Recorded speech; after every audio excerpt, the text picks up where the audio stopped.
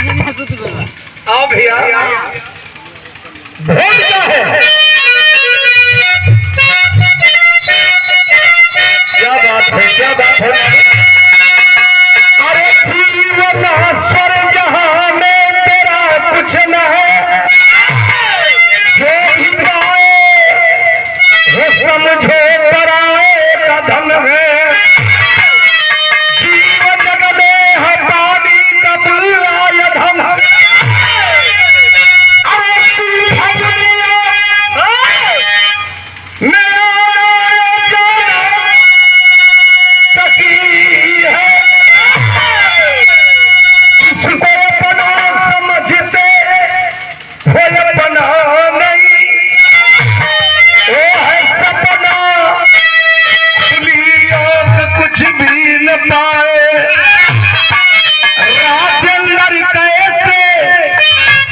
ले जाऊंगी जब इस धरती से कुछ भी न लेकर के आए।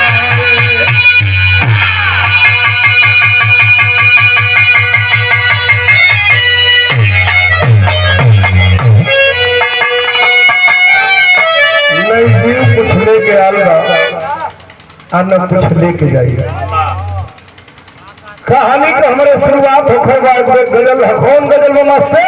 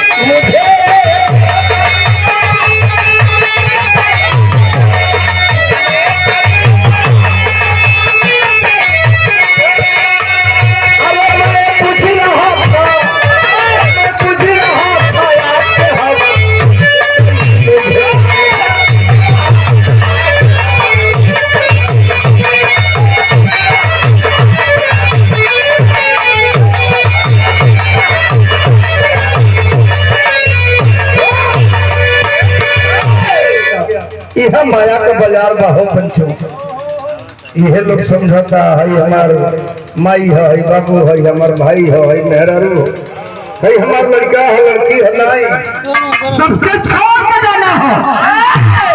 बिरहा की बड़ी ऊंची लाइन है, जरा गौर करेंगे बिरहा के श्रोता बंधु। यही माया में जीवन धुराई,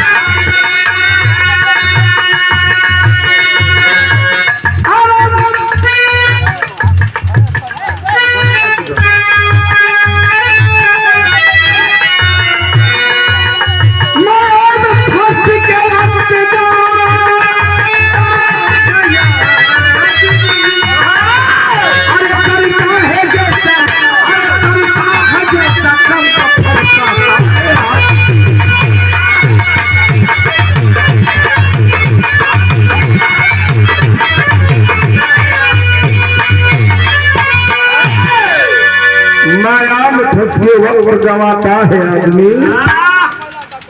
और करता है जैसा कर्म फल पाता है आदमी। जैसन कर्म वैसने भोगे के हो, सच्चाई है पंचों। आई बिरहा में शेर बचार लाइन कैसे?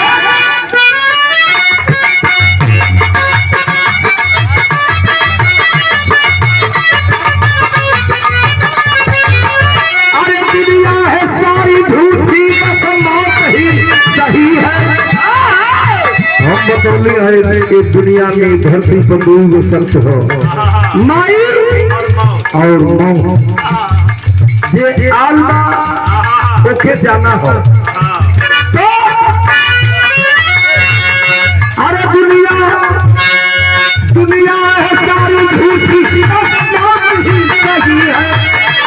इसको भी अपना समझो तेरा नहीं है।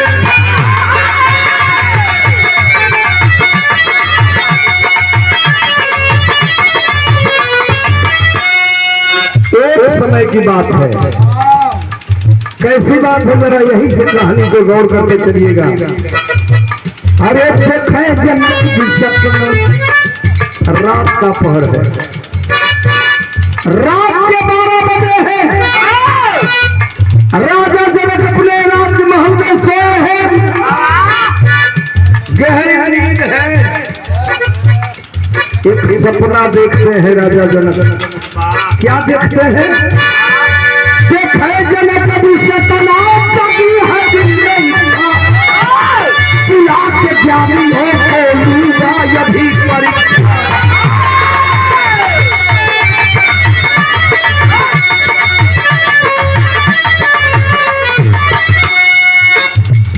सपना इतना डरावना बा, इतना भयावह बा कि अखिया जनक जी को खोल गई। उठ ही सेज पर पलंग सेज पर बैठल हूँ, सपना ही दिखले बना कि हमारे राज्यपाट पर नाश हो गया। रानी का नाम लिखा हाथ टूट टूट करके चारों तरफ बिखर गया है। बड़े अफसोस में राजा जनक ने कहा कहीं हमारे राज्य पर विपत्त नहीं कया। अब आप बैठे हैं सोचत विचारत बिहान हो गई। आज जब बिहान हो गई, राजा पूरे राज्य में ऐलान करवा दिए, ढिढोरा पिटवा दिए,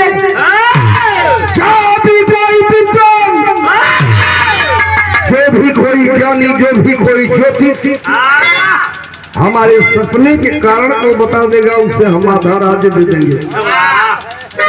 तो जितना कोई लोभी रहना चलना आधा राज का ऐलान भल। अब सब भैया लगन के प्रणामदार राजा ऐलान करा देला, ये बता दे सपनवा हमारा ओके हम वही हो शर्त लगाना कि अगर ये पैसा के लोभ में, राज्य के लोभ में हमार सपना ना बताई तो जेल में भरवा दे। चलो हम विद्वान लोग विराट बदल गए मास्टर।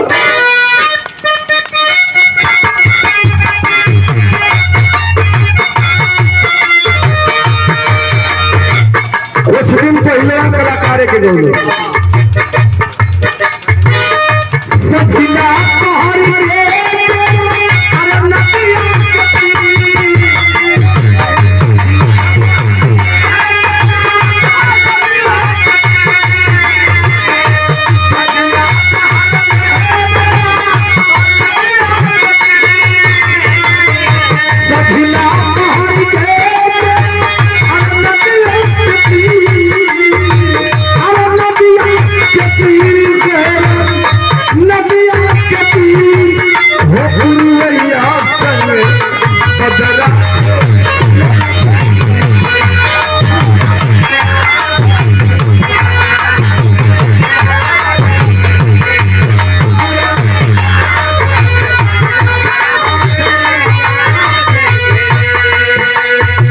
छोड़ा बिरहा के तरीका से चलो। राजा लोग विद्वान लोग चलल हो का सोच के चलल बा कि आधा राज्य मिली सोचे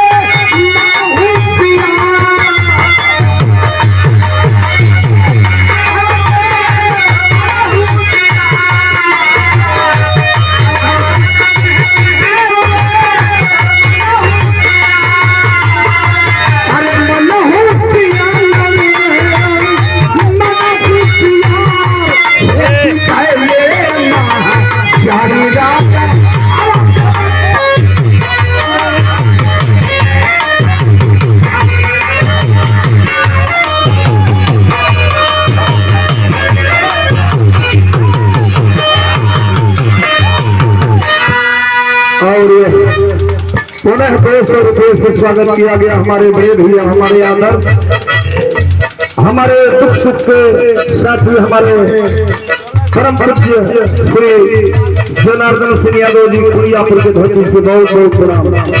सपना लोग चलल विद्वान लोग ही सोच के बताओ कि आधार आगे ले लिया दुआरी पर लोग महाराजा जनक का सपना समझ में नहीं आवता।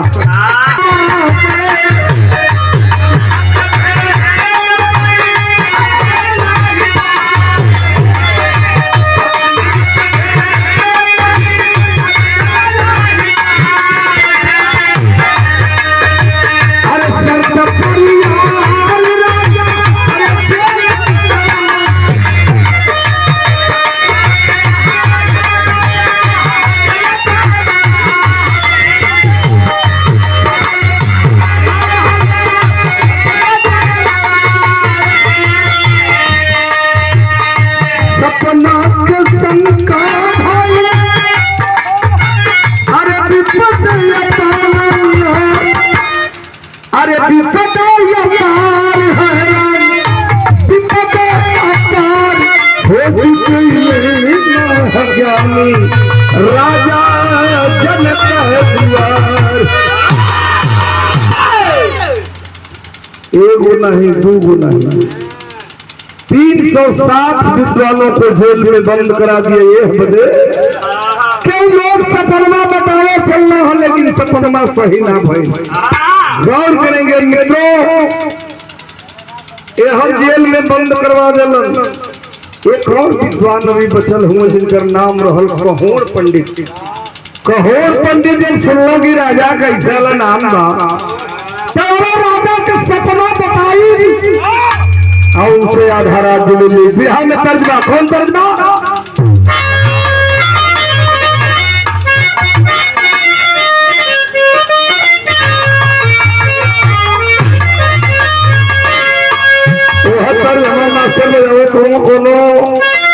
ननंद अपने भौजाई से कहले कि आखिर तोरो को तो समझ में आवे के चाहिए।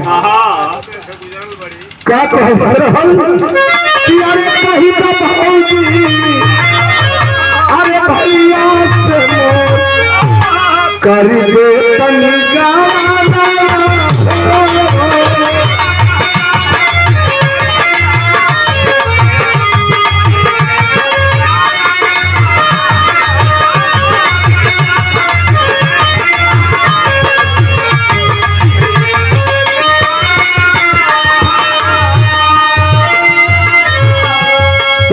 छोड़ो बुढ़ा का फर्ज संदार राजा कहोर पंडित राजा के दरबार में चल रहा। अरे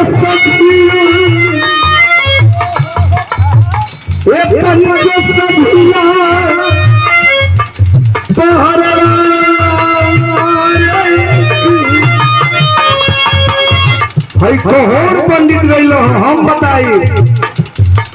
राजा जनक बैठे हैं, हे राजा हम तोहरे सपना के बताए तो हसन राजा जनक जी तोहरे मतिन विद्वान लोगन के 360 जना के जेल में भूसा मतिन ढोर तू हमार सपना बताई बता दो आधा राज्य दे दे। चलो है कहोर पंडित क्या? अरे सभिया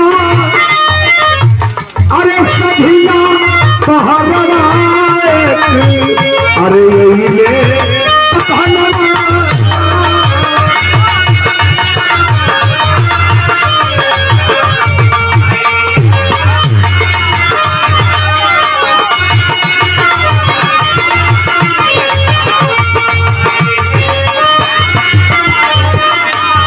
अरे सभिना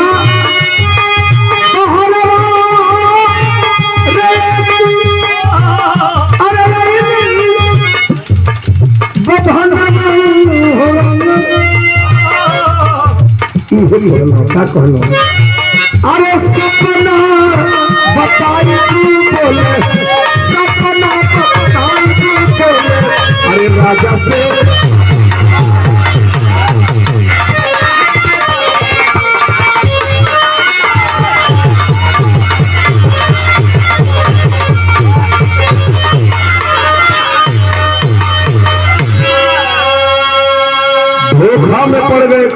पंडित हो ना बतौना उन्हों के बंद करा दे।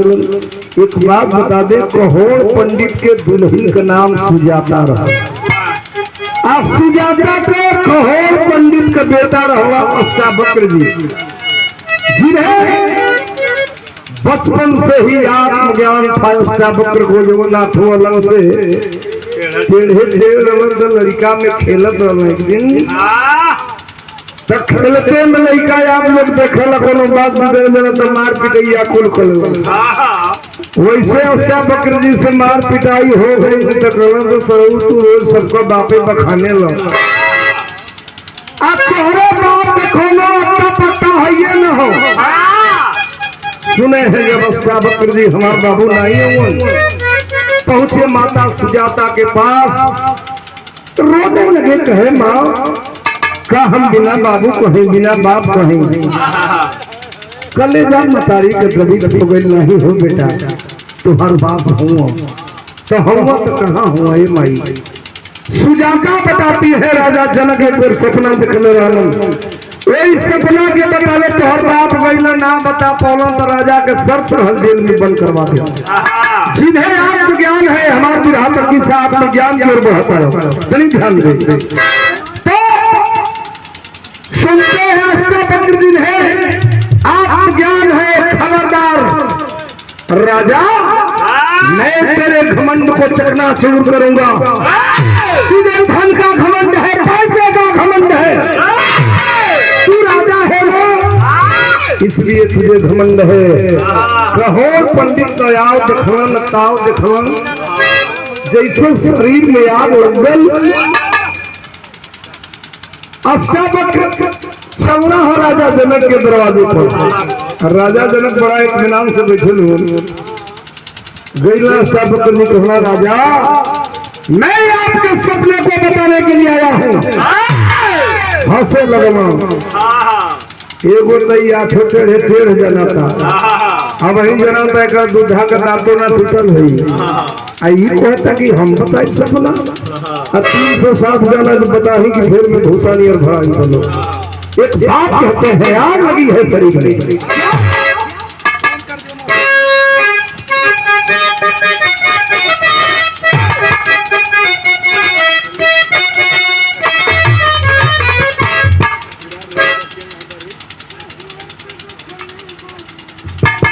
वह गीत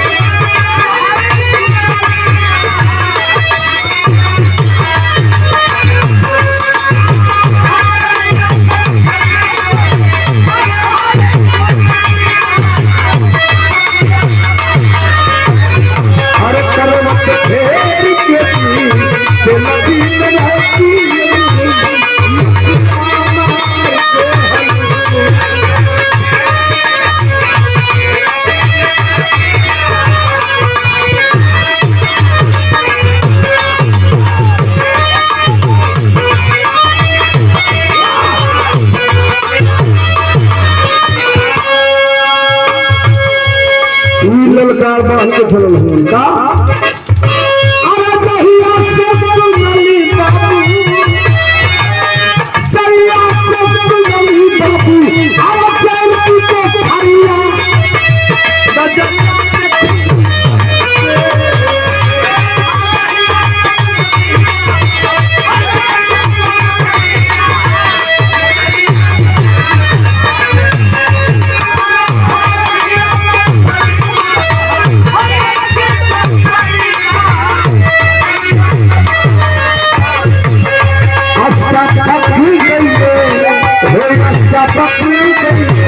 राजा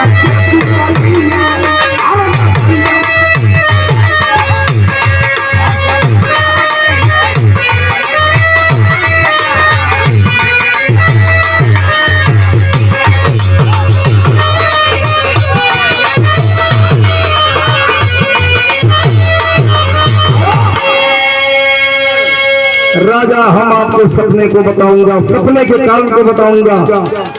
क्या मुझे आप आधा राज्य दे देंगे? तब राजा जनक कहला कि सुना, तू तो लड़का हुआ, अगर हमरे सपने के कारण के जो बता देबो तो गया था नहीं, हम पूरा रजवे दे देते।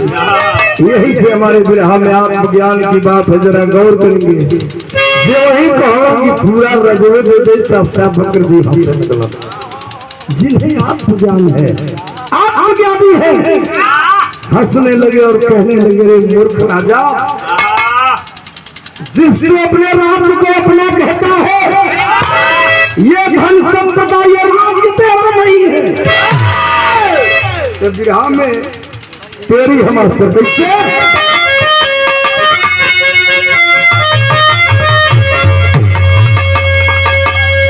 कहला कि अरे जीवन के साथ, अरे जीवन के साथ, अरे सपना सबका अधूरा क्या विनाश का सागर है सबका।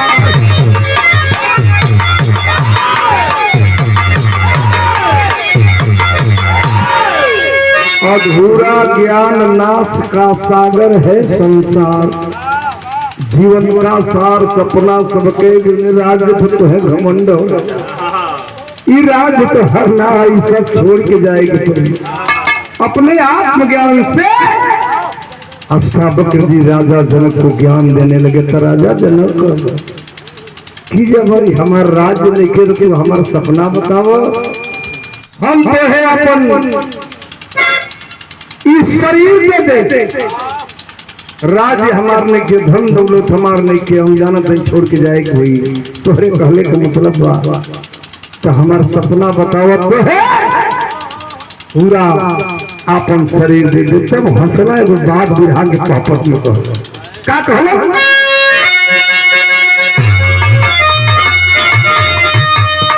राजा कहला कि बदले में हाजिर में हमारा तनाम मनवा धूल,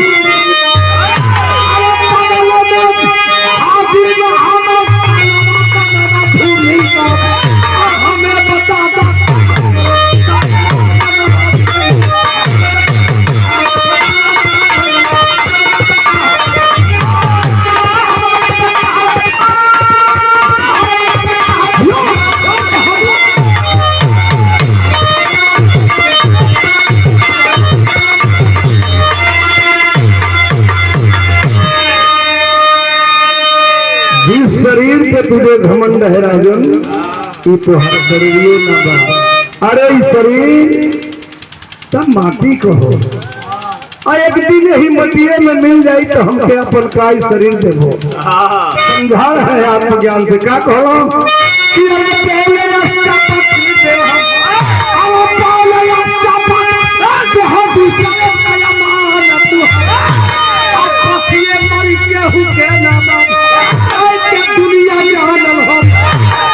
बोले राजा हाजिर बा परनवा मनवा धूमिल बा, हमें बता दो का हमरो सपनवा मनवा धूमिल बा।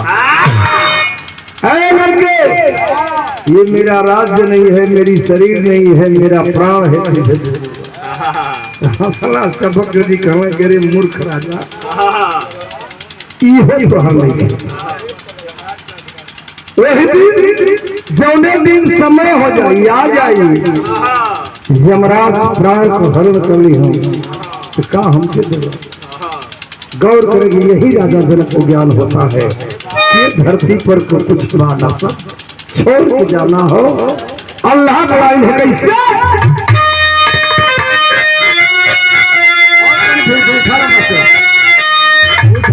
दूर चल गए।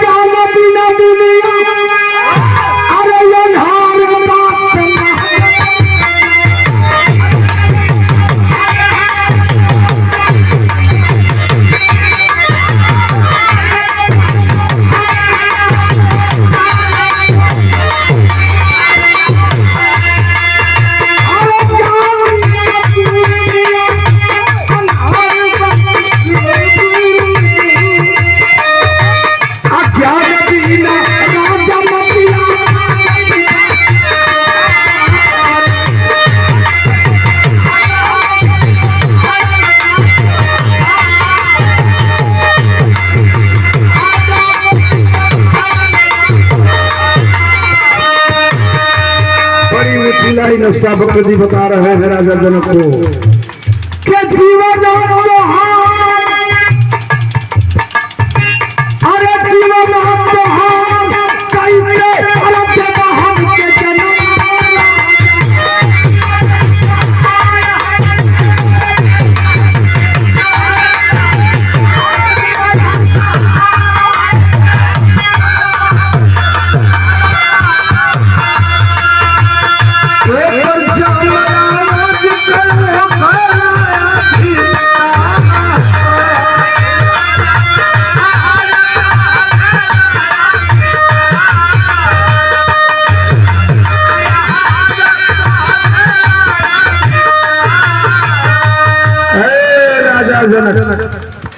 ये प्राण को अधिकार नहीं करवा जो दिन का हो समय हो जाएगी यहाँ से जाएंगे प्राण को हरण कर लिया प्राण हमके साथ चलो। यही राजा जनक को ज्ञान हो गया इस धरती पे अजीम न लेकर कुछ आया है न लेकर के जाएगा। एगो बात और अष्टावक्र जी कहना क्या कहना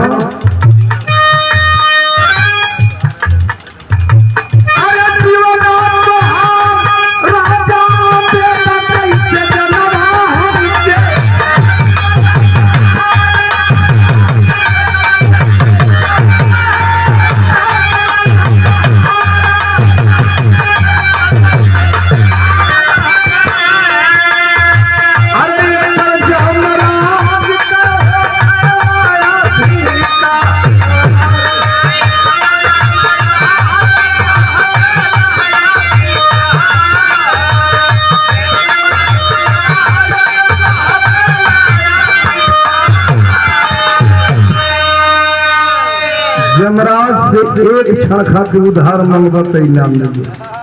यही राजा जनक को ज्ञान हुआ और अष्टावक्र के पैरों पे गिर गए मुझे भी वहां रास्ता दिखाइए जहां से परम पिता परमेश्वर का दर्शन होता है।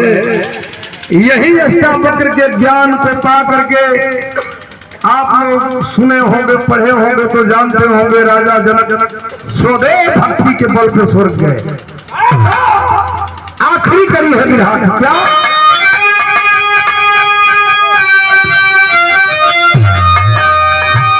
ये कहले रहलन का कहले रहलन कि अरे जन्म समान साथे पिछला वैले दुनिया अपनी करनी के फला पहले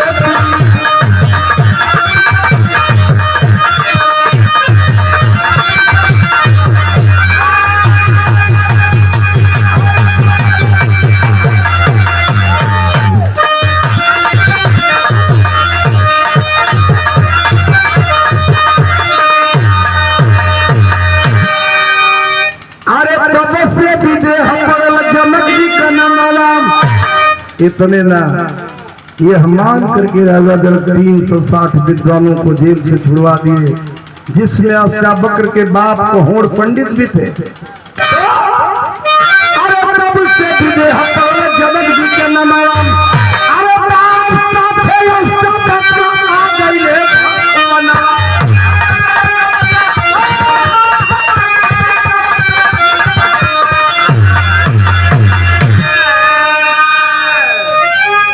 आखिरी कड़ी है प्रेम के पावले दुनिया अपनी करनी के फलवा पावले